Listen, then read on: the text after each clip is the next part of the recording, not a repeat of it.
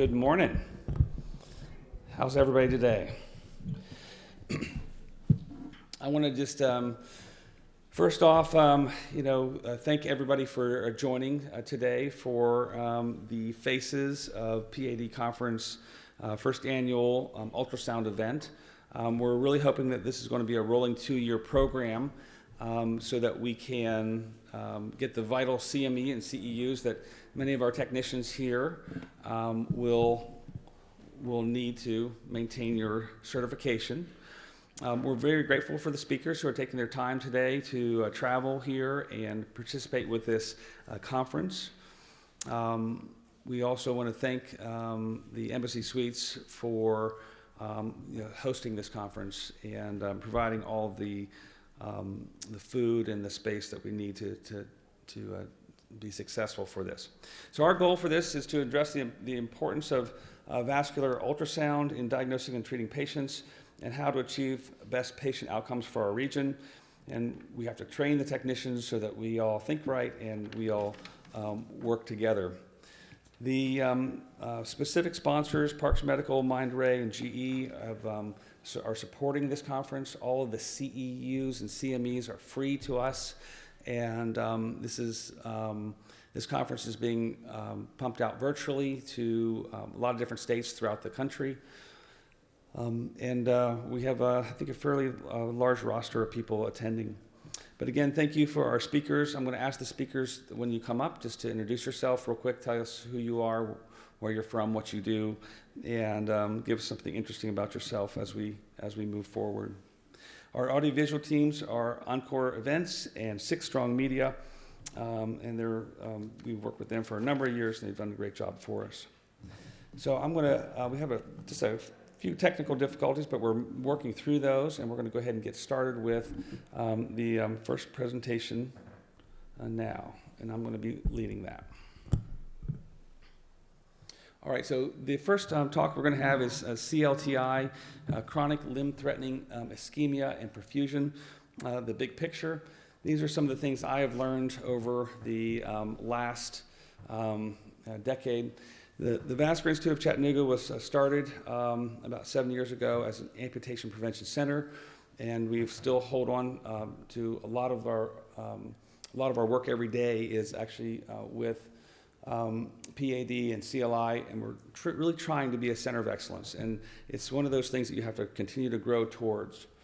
So critical limb ischemia represents the final stage of peripheral vascular disease progression, and amputation is often the outcome for many of these patients. And if you can see that this heat map, it's really a density map of amputations in the country. And you can see that the southern states have the highest density of amputations in the country. 40% of all amputations that occur here in the South. And there's ways to fix this. You would think that, with the latest advances that we would be on a pathway to limb salvage in the U.S., but we still are on a pathway of amputation in the USA. Major amputation most often is the only treatment option offered for CLI patients. If a doctor told you you need to lose your leg or you're going to lose your life, what do? You're kind of stuck. No attempt at revascularization in 60% to 73% of CLI patients. They don't even try.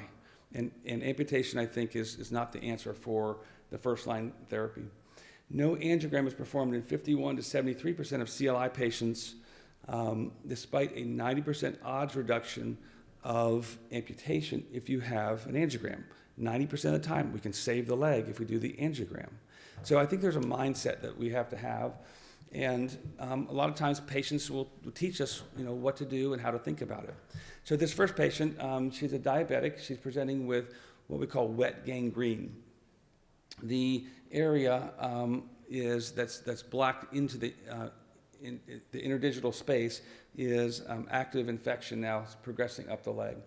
And when we look at her angiogram, you can see that there's no posterior tibial artery that is associated here. It's completely occluded. The anterior tibial artery on the top of the leg comes down, and then the dorsal pedal artery is gone. And so she essentially has, no ischemia or no flow into this foot and forefoot ischemia. And so the only thing that we could do in that situation, there's no bypass operation we can do as a surgeon. So the only thing we can do is try an endovascular approach. And in this case, we opened up the posterior tibial artery, opened the dorsal pedal artery, and she had to have surgery on that toe. It was already infected, already gone. And so at 6 weeks, we have a wound that's now healing. And this otherwise would have been an amputation. And so we calculated our event rates for limb salvage, and over a 5-year period, our limb salvage rate at VIC is 97.4%. And part of that is a lot to do with good technicians telling us what's wrong, good technical ability to fix some of these problems, but just the mindset that we're going to do it differently. We're not going to move to amputation first. So for the surgeons, for us, the holy grail is perfusion. Do we have enough perfusion to actually save the leg or improve the circulation to the leg? And many of these patients present with various degrees of ischemia. Some are rest pain, some have rubor, ulcers that form, or parts of the foot that are actually infarcted. So when we do clinical assessment, I like the Rutherford classification. I think it's a very common, easy thing to remember. Rutherford 1, 2, 3 is related to claudication patients, mild, moderate, or severe. Rutherford 4 is a patient that has rubor to the foot or rest pain symptoms. And this farmer had red toes for 4 months, and he couldn't figure out what was wrong with him until he finally figured out, got to a doctor to help him figure it out. Rutherford 5 is where we start to lose toes, or there's an ulcer that forms. And Rutherford 6, you're going to lose part of your foot to actually save your leg.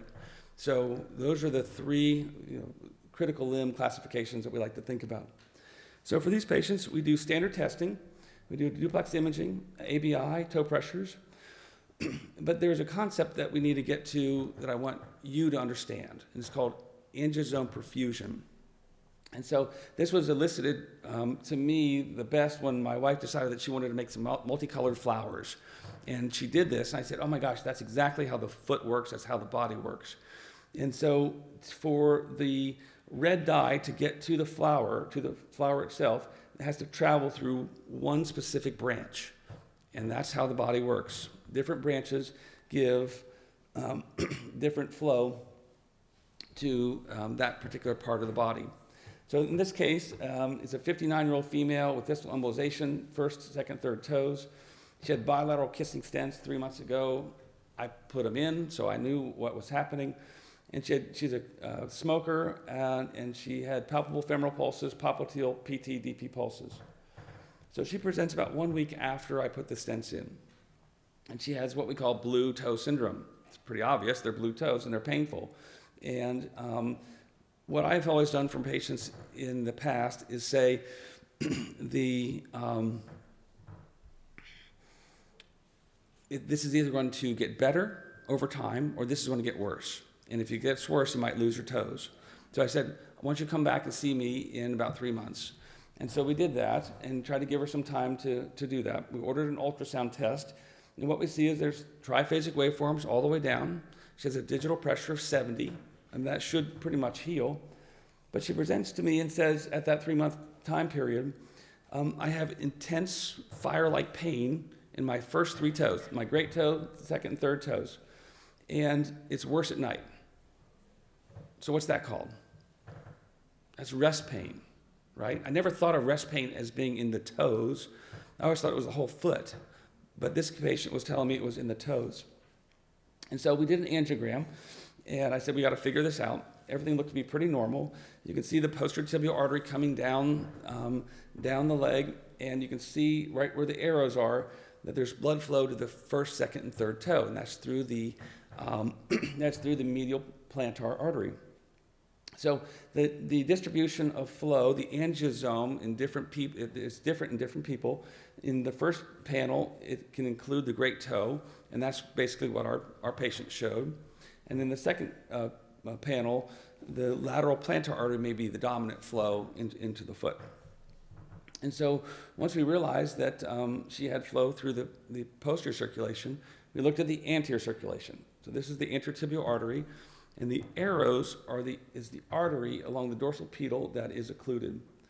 So we passed a small little wire across that and used orbital atherectomy in that vessel, and then opened that up, and you can see that at the end of that artery, there are 3 toes that are lighting up. So now you have the posterior circulation, but now you have the anterior circulation coming back in. And once that's been fixed and repaired, then her toes became more normal, the pain's gone, and this is an example of a true angiosome. That part of the body doesn't get better until you fix the artery that actually goes to the foot. And so there's this angiosome concept that I want to promote. It is an anatomic area of tissue fed by a source artery. There are 6 angiosomes that feed the foot. Targeted therapy of the artery to the ischemic wound, that's what we'd like to do. And we want to maximize ulcer and wound healing by fixing the angiosome. Sometimes there is isolated arterial perfusion, as we just saw in this last case. So if it's a wound on the dorsum of the foot, it's the anterotibial artery. If it's a plantar wound, then it's the posterior tibial artery.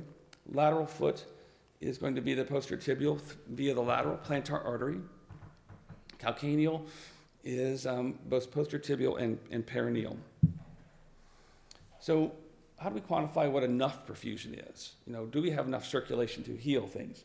So in this case, this is a patient with 49 distal embolization to her toes, progressive over 10 weeks. She had a history of hormone replacement therapy, and she was a smoker at about a half pack per day. She had palpable femoral popliteal DP and PT pulses bilaterally. But she presented with toes. Tina, can you grab me a glass of water, please? She presented with toes that were very painful and Smurf blue. Thank you so much.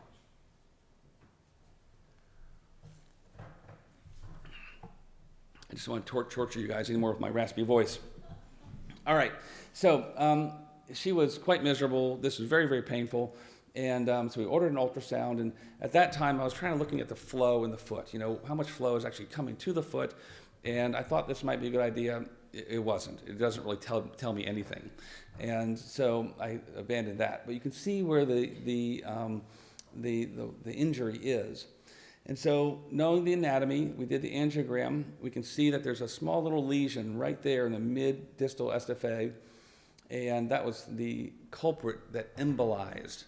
So all you have to have is a small plaque that embolizes. And so you can see on the angiogram that the posterior circulation is actually very diminished, very retarded flow, and anterior circulation is faster. Looking a little bit further down into the foot, you see the PT filling, but the anterotibial takes off, is actually the dominant flow to the foot, DP, retrograde through the lateral plantar artery, and there's a circuit that's just not working in this particular patient. So we did orbital atherectomy, where we break up that calcium in that posterior tibial artery.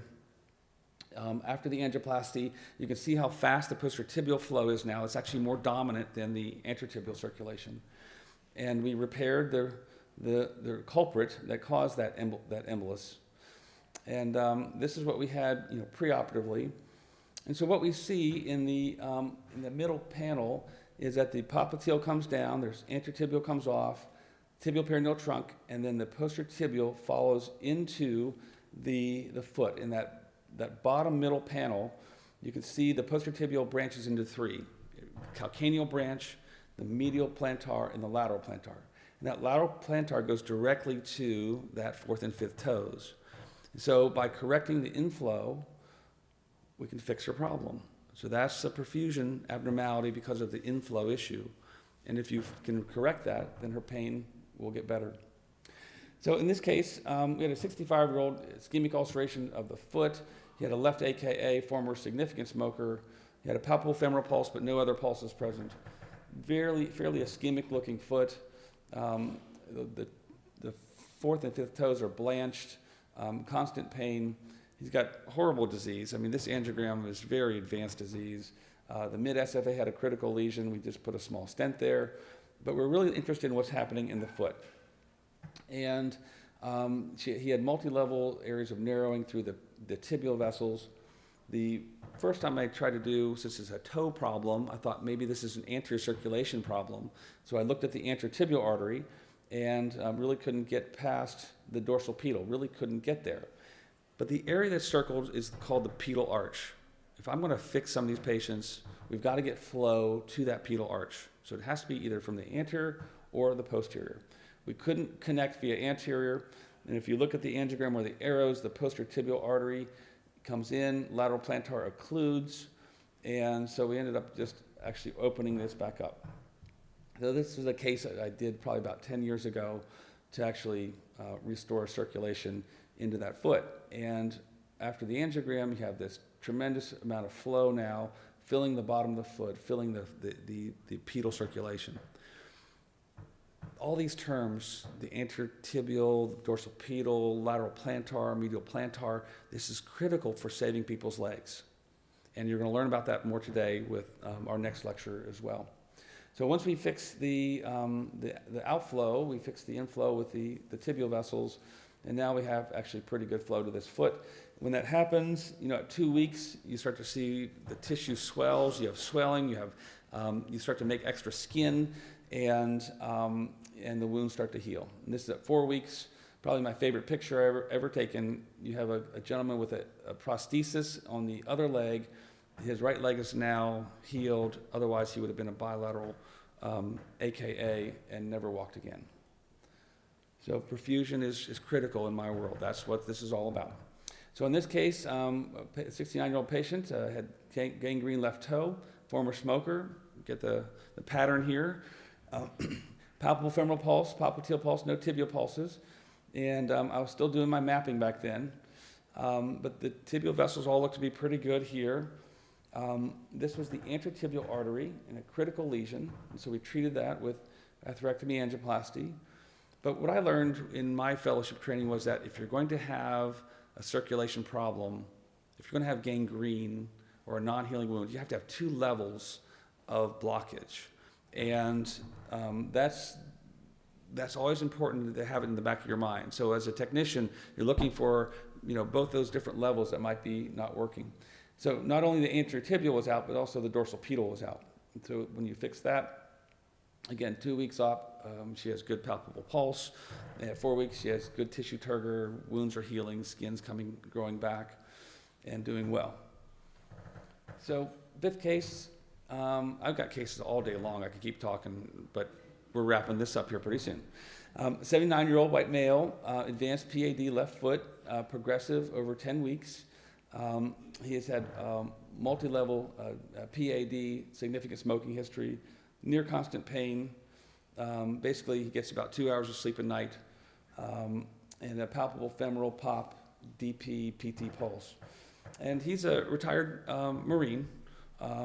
If they actually retire, I don't think they actually do, but he was having rest pain, nearly constant, and he said to me, "Doc, I'm not going to lose my leg. I had buddies who lost their legs." He said, "You need to fix me, or I'm just going to go back to the back shed and take care of myself." And I knew exactly what he was talking about. He couldn't live with this anymore, and he wasn't willing to undergo amputation. And so we did an arteriogram from above, and he had a perineal inflow. PT and AT is occluded. That's very common in diabetics. But you see that on the right panel, the perineal has just very poor collateral flow into that lateral plantar. And that was real time. So it was very, very sluggish flow. And so we accessed the lateral plantar artery, placed a small little catheter, and we used a little wire to do a dissection in that artery called subintimal dissection. You can see it in that right panel where the wire's moving. And we follow that all the way up to the popliteal. We connect the 2 catheters from above and below, and then that wire passes all the way down to the foot level. So then we can use a balloon to reconstruct, and now we have flow that's going down the posterior tibial into the lateral plantar. And so perfusion for him, I just put my hand up next to his foot, you can see I've got good color to my hand, and we've got good color to his foot. He's got a good palpable pulse. And that's how I know that we have adequate perfusion. So as a critical limb specialist, that's what I love to do. History physical is important. The angiogram capability to actually fix people. The angiosome concept is important. But how do I quantify what enough perfusion is? Well, I do it by the wound heals, or the toe turns to normal color instead of blue, or I have the skin growing back, or I have a palpable pulse, or I can see the perfusion in my hand. And so that's how I tell there's adequate perfusion. But what I really want is a test. I want a test that tells me, duplex is great, ABI is great, toe pressures are awesome, they're the basics, but I really want a test to tell me what the adequate perfusion is. And pedal acceleration time, is that the test? If you haven't seen it or done it, we're going to learn a lot more about it with Tina Creek, who I'm going to introduce right now. And we'll start the second lecture. And I'm actually relatively on time, which is actually pretty good. But Tina Creek is our technical director. She's been with VIC now for 7 years. I think she runs an amazing ship. Numerous techs that she takes care of. And she is the master of the grand ceremony today. And I'm sure I forgot things to say this morning, but you'll fill those back in. I will. All right, thank you, Tina. Thank you. I want to say just one other thing. The format of this is we're going to have lectures and then a little bit of time for the panel to sit up here and you guys ask questions. So think about questions. This is pretty informal. It's a pretty small group. So think of the questions you need to ask, and we'll try to answer those at the end of each section. Thank you. Good morning.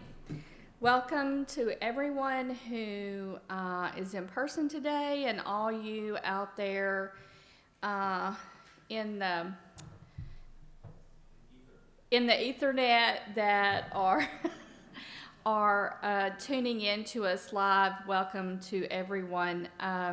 This is the first year we have added the ultrasound portion.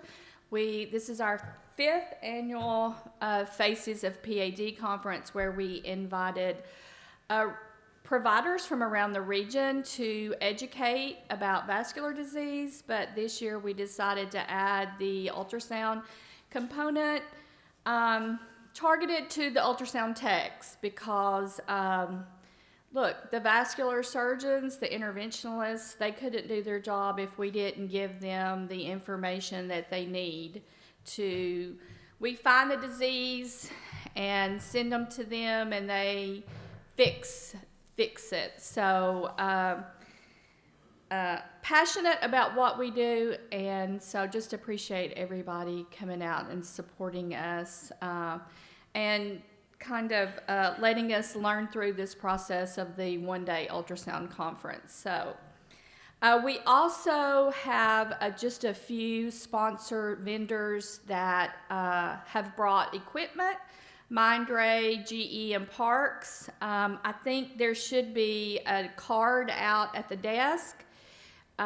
If you pick up one of those cards and make your way to those vendors, get a signature from them, you can put that card into a drawing for an Amazon gift card. So just make sure you make your way out to the vendors and see what's available out there. And the incentive is money, right? So Dr. Lassar pretty much gave a lot of my talk, but I'm going to expound on, I know when I first came to work for Dr. Lassar, he said, I need to know about perfusion in the foot, Tina. He said, we need to find a way to, not just a toe pressure, but I want to know what's happening in the foot. So he came back from a conference and said, I heard this talk from this girl out in Seattle, and I want you to learn what she's doing. So I'm going to be talking about the pedal artery mapping today. this morning and why we do it. So I think Dr. Lassard did a good, he explained it pretty well, but I'm going to expound on the ultrasound part of it just a little bit. So historically, diagnostic testing for PAD workup was arm and ankle pressures and ABI, so and then duplex and toe pressures. If the doctor wanted to know how much perfusion was getting in the foot, then we were able to get them a toe pressure. But there are limitations to these tests, the ABIs, right? You can see here in diabetic patients, they have that medial wall calcification, and in patients with kidney disease, and it makes your pressures unreliable. Your pressures are falsely elevated or maybe even sometimes non-compressible. So the only thing we had to fall back on at that point were the waveforms at the ankle. So what's going on in the foot? There were limitations to the toe pressure, so we stopped imaging at the ankle. And then the only thing we had from the ankle to the toe was a toe pressure, right? So we did a toe brachial index. But what happens if that patient has a great toe wound or a transmet amputation? What can we tell them about what's going on below the ankle in these patients with these foot wounds? So Dr. Lassard would have a patient that had a wound on their heel, and I'd say, look, they've got good flow, or they've got pretty good flow, maybe moderate disease, and they've got a great toe pressure predictive of healing. He said, but it's not healing. This heel wound is not healing. They're great. They have a great toe pressure or adequate for healing. So how do we give them the information that they need about what else is going on in the foot? So Jill Somerset published this in JVU, I think in 2019. We brought her to Chattanooga, and now we have been doing these pedal artery acceleration times in our lab the past probably 4.5 years. So you're measuring the time in that artery that it takes to get to the foot. So how fast is that flow getting to the foot? You're measuring the rise time. Jill, when she did this study, she correlated it with ABIs. So the technical components of doing the pedal artery acceleration time, all you do is you measure from the end diastolic to the peak systolic of the next onset of systole, putting the cursor at the waveform and measuring that peak systolic, filling 3/4 of the spectral window. So you're actually imaging that medial plantar, lateral plantar, arcuate, deep plantar, and dorsal metatarsal artery in the foot. And when I first heard about this concept, I thought, we'll never be able to do this. It's just going to be too difficult. Who looks at the arteries in the foot? But the more that we did this, it was just like with anything that you do, the more you do, the more comfortable you get with it. But the main goal is to be very comfortable with the anatomy. So we imaged a lot of normal patients so that when you got an abnormal patient, you understood the anatomy in the foot. So again, measuring, let's see if I can get this to work. So you obtain the waveform in the artery, putting your cursor at the end diastolic and just measuring the rise time to the peak systolic. So the lower this number here, that puts it in the normal range. It's getting to that artery in that foot fast. The higher this number, the more abnormal. So again, making sure that when you're doing this, you have correct probe orientation. The indicator should always be to the patient's head or the heel. These are small arteries in the foot, so you want to, every one of us knows how to optimize our image, decrease the color scale, using a linear transducer. We use our workhorse transducer, and it's pretty successful most of the time. If we have a really hard patient, we have a couple of the small footprint probes, the hockey stick, that a couple of the techs like to use. But I very rarely go grab one of these because you can be pretty successful just using your linear high frequency probe that you use to image in the legs. So here we have an example. So you're looking at the waveform here and slowing your sweep speed down so that you can see the end diastolic and then the peak. So this 228 milliseconds is an abnormal. So that 68 was a low number, and the higher the number, the slower that there's a blockage somewhere between the heart and that level of the foot. So that's an abnormal pedal artery acceleration time. So here you can see the interpretation criteria. So normal, anything less than 120 meters per second, or 120 milliseconds. Mild, 121 to 180, and then you've got severe and tissue threatening greater than 225 milliseconds. So the key to this is, the key to imaging these arteries in the foot is just understanding the anatomy. So when we first started imaging these arteries, every one that I did, and all the techs, we were all learning together, right? Every one that we did, we came back to our desk and we had a bunch of these foot pictures printed out, and we would sit down and we would actually look at what we found. So we would say, okay, the flow was coming towards the foot or towards the toe. This was the acceleration time, and when there was an occlusion, you would see that it was correlating with what you were finding with the ABIs.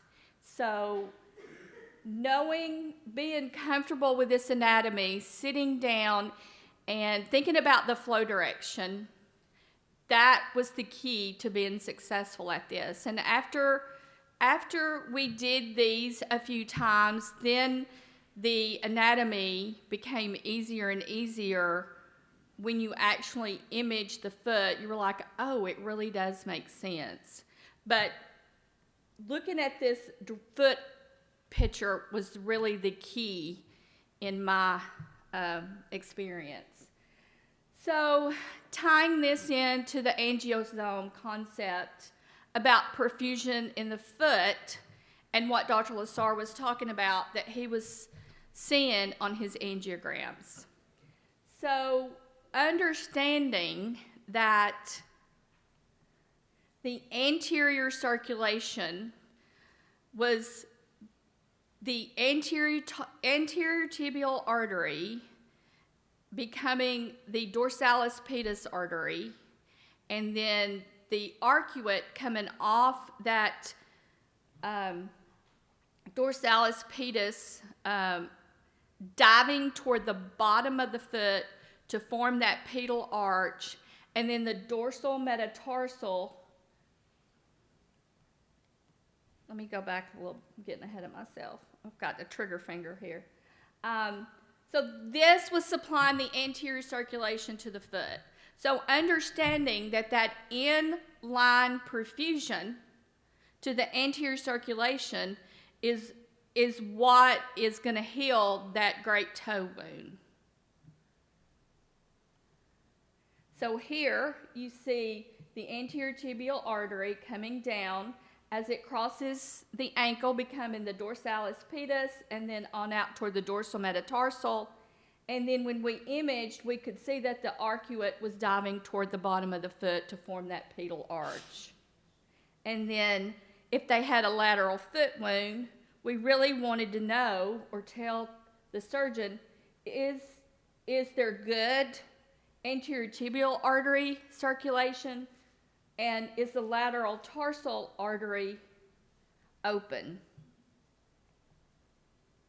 So here is a real, I can't take credit for this image. One of my techs took it, Deanna, but this is the dorsalis pedis artery coming across the top of the foot, diving down. This is the arcuate diving down toward the bottom of the foot to form that pedal arch.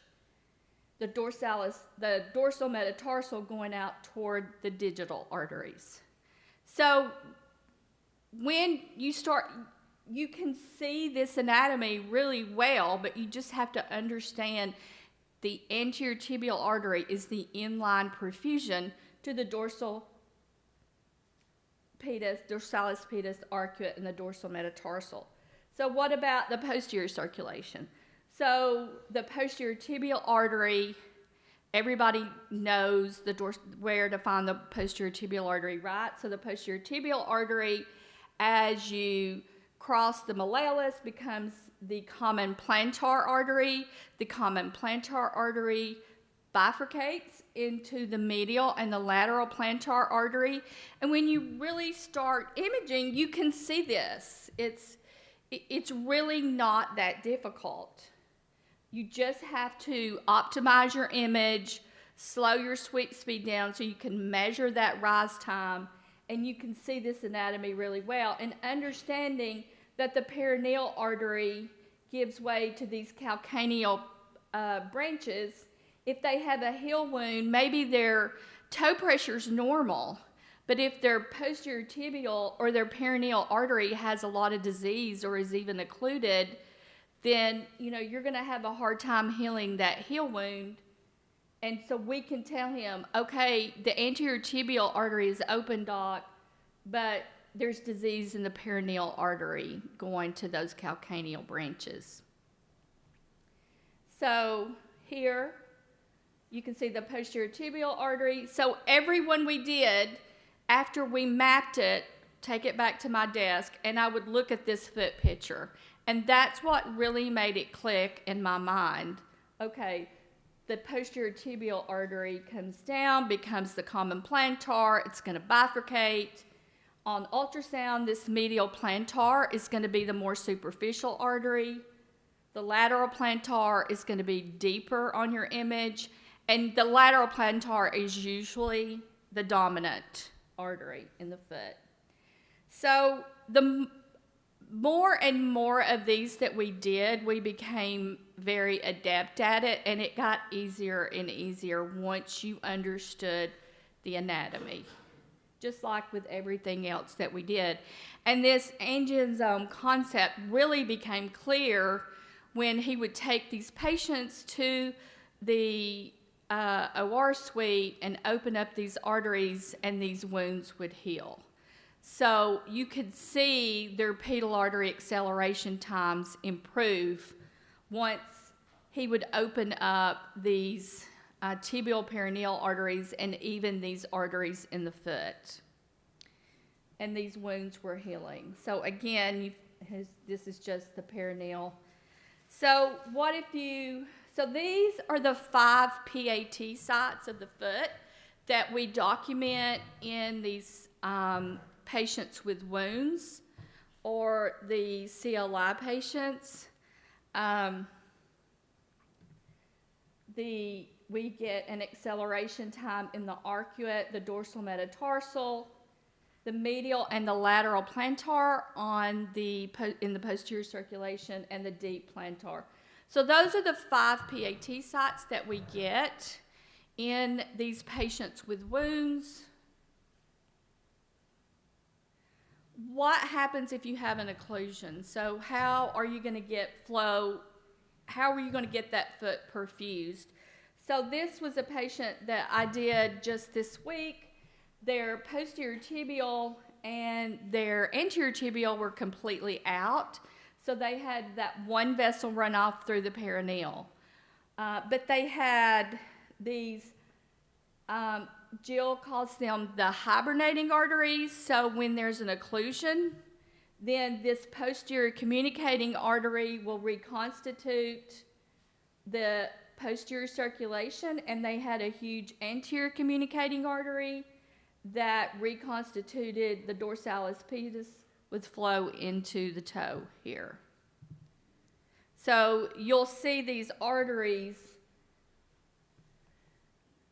So this is just, we call this the stick man here. They had SFA disease, but a lot of tibial perineal disease below the knee. But their foot was pretty well perfused. This patient did not have a wound. But you can see here the perineal artery and this huge communicating artery reconstituting the dorsalis pedis here into the foot. And then they had a huge collateral reconstituting the posterior tibial, the plantar artery to the perfusion to the posterior circulation. So this is just an image here showing the retrograde flow in the anterior tibial artery and this arcuate artery here, and I think they had a pretty, I can't see it from here, but a pretty decent acceleration time. So talked about the anatomy, getting familiar with it, but flow direction is also important. So is the flow antegrade or retrograde in that artery that you're getting that acceleration time? So if the flow is, if the flow is retrograde, then the dot knows, okay, there's that pedal arch is not complete. So what can I do to help this foot get better perfused? So that kind of tells him what is the inline perfusion to that area of the foot that has the wound. So that's why you need to understand that posterior tibial perineal feed, the posterior circulation, anterior tibial feeds the anterior circulation, and then the flow direction. So I don't know how I am on time. So just real quick, when you first see this, it's a little daunting, right? You're thinking, I'm already doing all that I'm doing. But I want to emphasize you don't have to, every patient doesn't need all 5 PAT sites.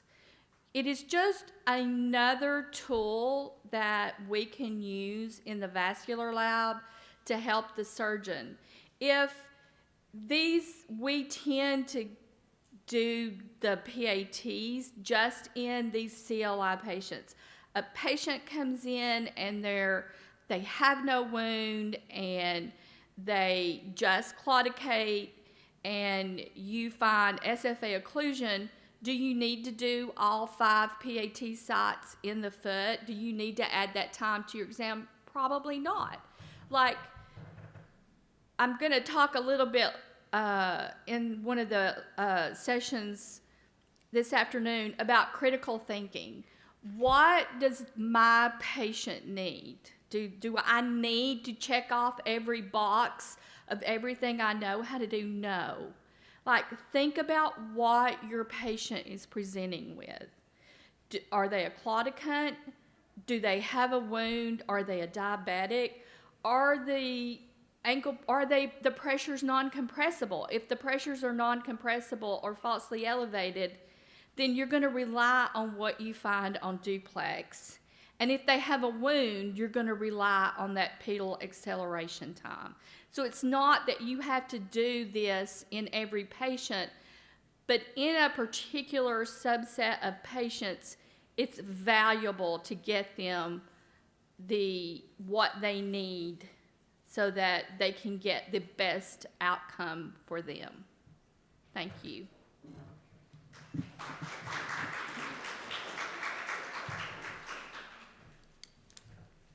Are you going to do some more case studies, or we're going to do it?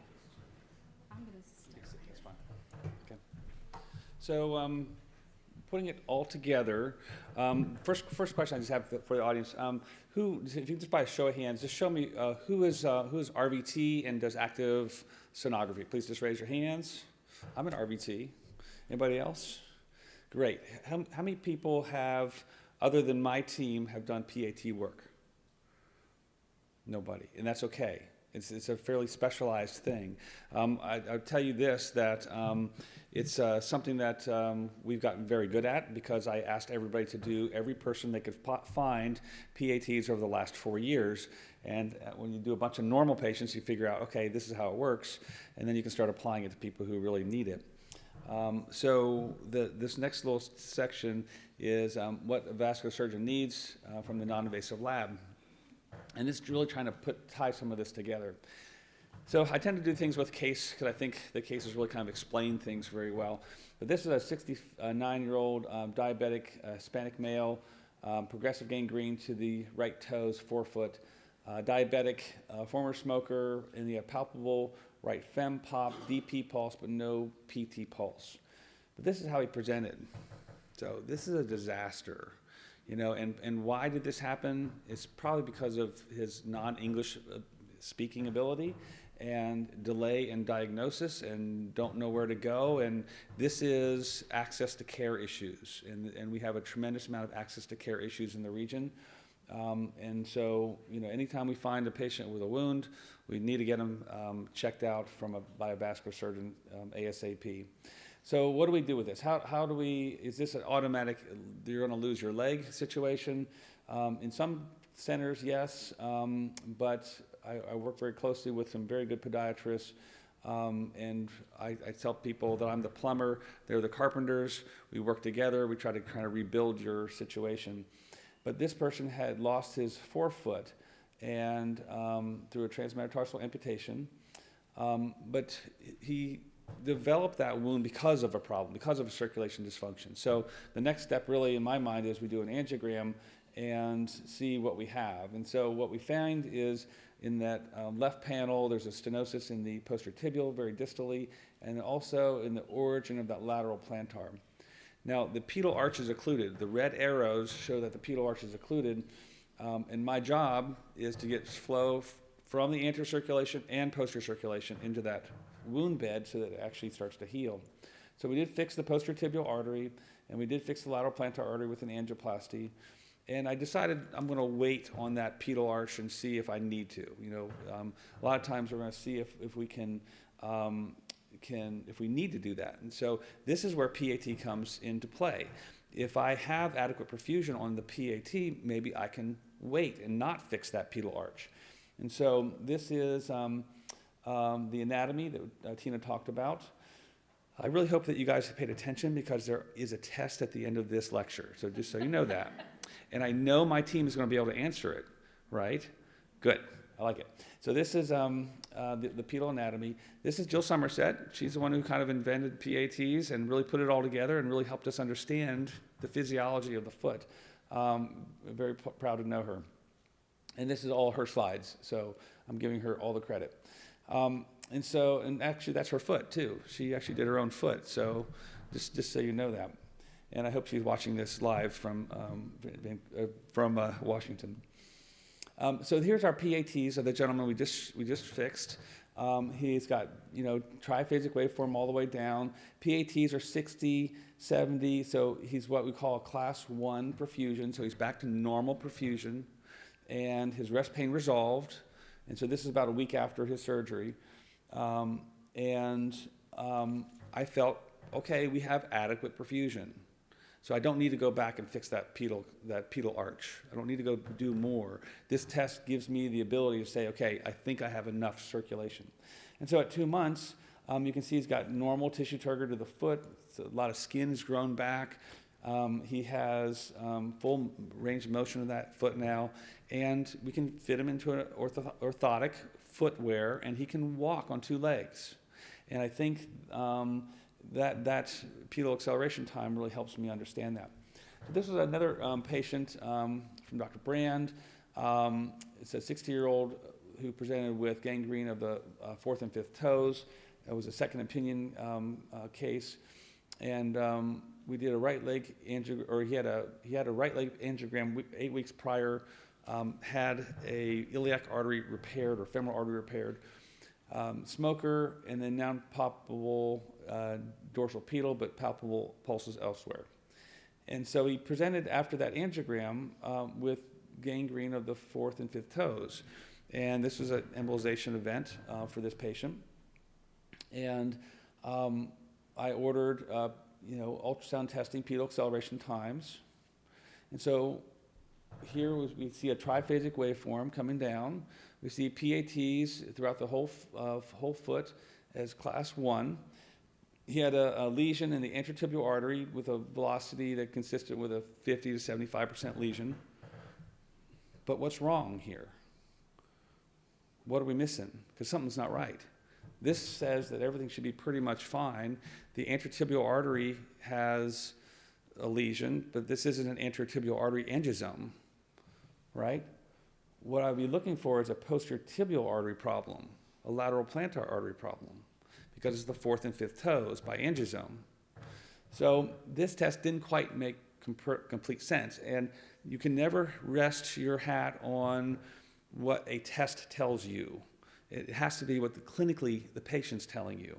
And so that's obviously more important. So when we took him to angiogram, we found the intertibial lesion, but we also found an 80% stenosis and 95% stenosis of the distal, posterior tibial, and lateral plantar. And so we fixed the intertibial lesion. You can see where the red arrows, where the artery is just barely there, and then we can reconstruct that pedal arch with an angioplasty to improve flow into that foot. And so we had enough flow at that point. Dr. Brand performed amputation of the little toes, and the wound started healing. The rest pain resolved, and the wound healed by 5 weeks. So the tests are important, but you have to put patients and the test together to actually get the actual answer. So this is the test, okay? So I'm going to read this to you. 47-year-old patient, white male, pain and numbness in the right toes for 2 months. He has a past history of PVD. He had aortic occlusion. He's status post an aorta bifemoral bypass. He's 47. I mean, that's pretty significant in itself. Significant smoker, up to 2 packs a day.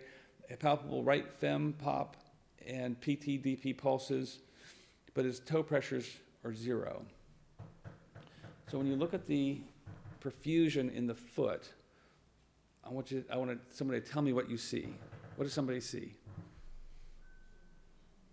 You see that the perfusion comes back, right?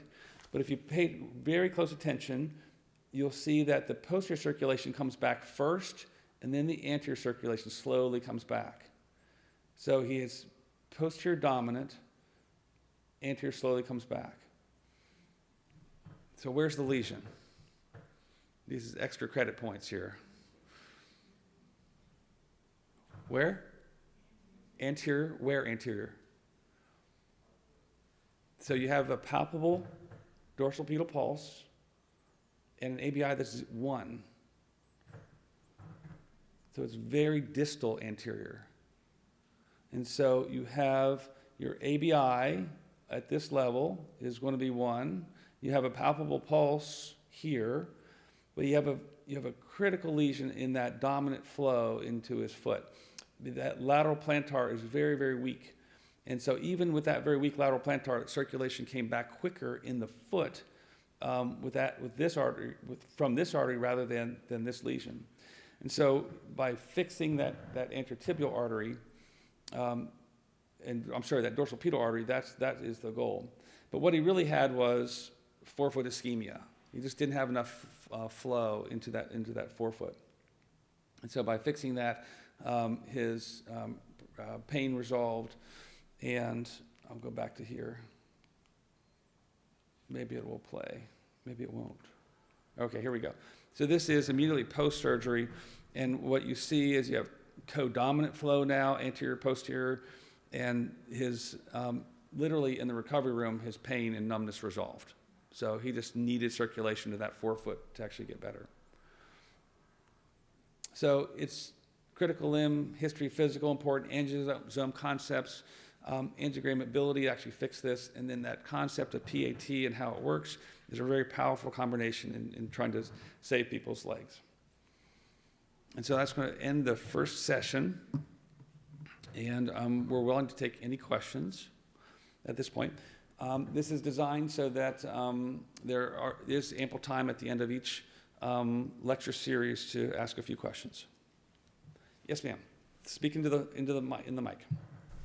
When you is it on? Mic just come up here. Hello.